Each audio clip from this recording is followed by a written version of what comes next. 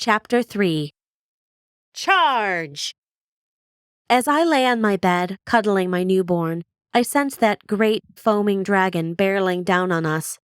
This massive wall of destruction was now not a wall of water, but a list of seemingly insurmountable circumstances that wanted to destroy my children. I ticked them off in my mind. School district without any resources. Insurance didn't cover autism therapy. $200,000 per year minimum for therapy. No BCBAs for hundreds of miles. Twins had less than 30 days to start therapy. 6 children, 3 of whom I homeschooled, 1 a newborn. A demanding construction business that took 10 hours a day of my time. A massive mortgage. Over the next few days, I could feel my heart skip beats. I had memory lapses for long stretches of time, and my short-term recall was just gone. Several times a day, I couldn't remember why I'd walked into a room. I couldn't even remember my other children's names and kept calling everyone John or Lucy. I found out later that these were classic signs of a nervous breakdown, but I didn't have the luxury of relaxing or resting. The less I did, the more quickly I felt the seconds tick by. That night, my grief awoke me again, as it had done almost every night since I felt the word autism had impaled my life.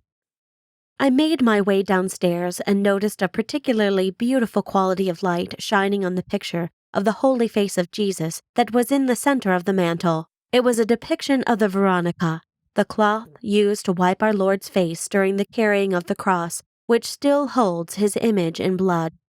The face seemed almost living, and I felt compelled by some interior calling to approach it and kneel there in the soft starlight.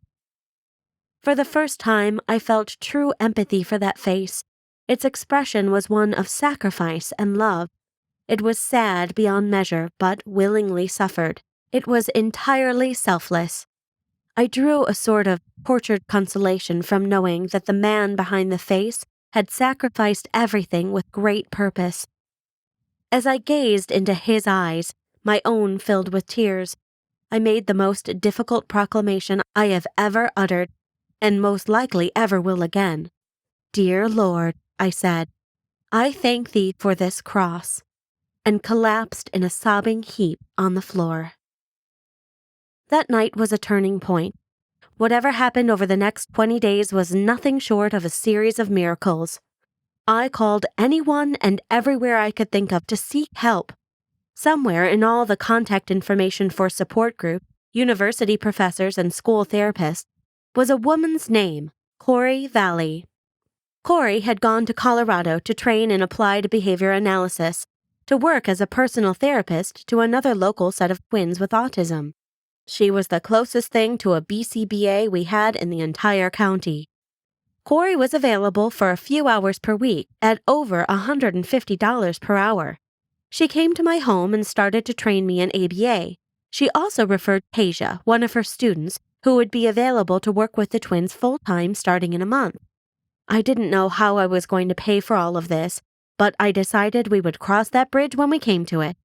We were running recklessly towards a financial cliff, hoping a bridge would be built before we went over the edge. Waiting another month to pass was not possible, as my twins' 40th month mark approached. I embarked on the closest thing to juggling I have ever done, but instead of balls or bowling pins, I was juggling babies, telephones, and Barney action figures. I sat on a chair with a pillow on my lap to support my nursing baby. 2 high chairs were strategically placed in front of me. They held the twins and an assortment of items on their trays. The telephone was placed on a side table within reach, so I could conduct business between therapy sessions. This went on for hours each day, until the twins simply couldn't sit 1 minute longer. As soon as they were freed, I was back on the phone, quite literally until the battery went dead and I had to switch to a different one. During those daily juggling routines, Lucy started to become interested in the objects on the trays. She even started to say, "Ear!" and raise her arm to make the elephant sound. Ear was her first word, and that is what she called elephants for quite some time. Once she grasped this first word, the lights were turned on in her little brain. She looked at Brian and me with intent. She knew objects had names. She was trying to communicate with us. John, however, was decidedly uninterested in what I was doing and spent the entire time in his high chair playing with his fingers and making repetitive noises. He would need more than I knew how to do right now. We were able to get the twins in to see a clinical psychologist in less than 2 weeks. This would be unheard of today, as the wait for a diagnosis can be months, and without one, access to resources is limited.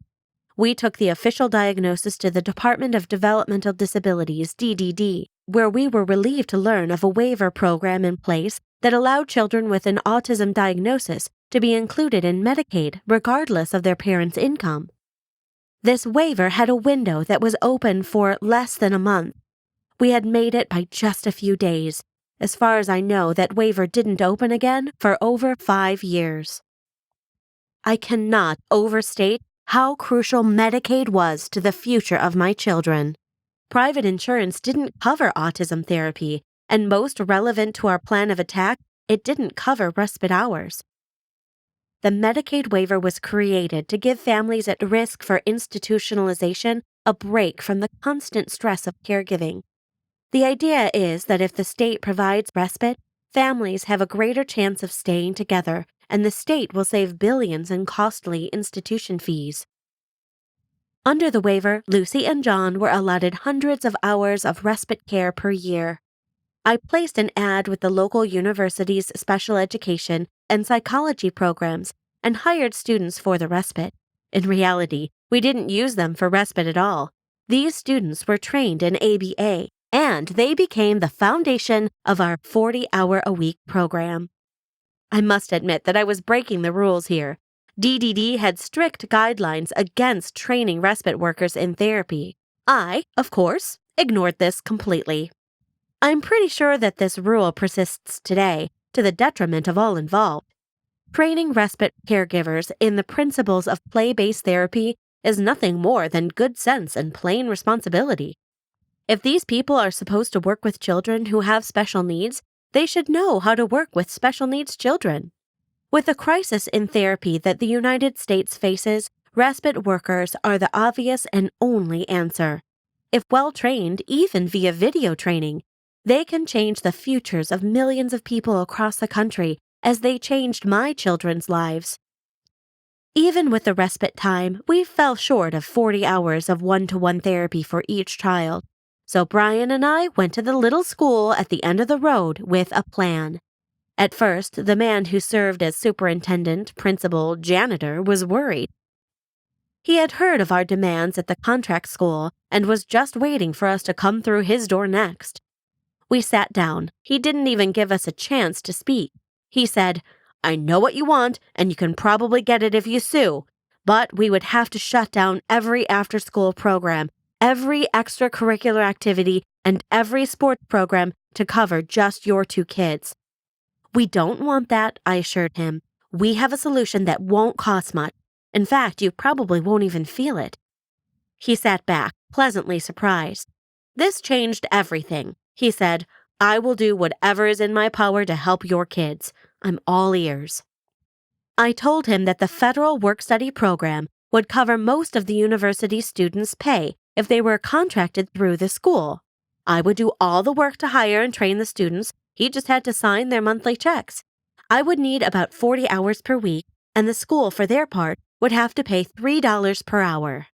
His eyes opened wide, even wider than the smile on his face, and he replied, "I'll do it, but I will have to annex your home as part of the school."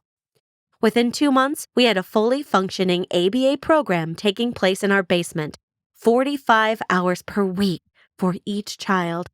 I could breathe at last, but little did I know, the battle was only beginning.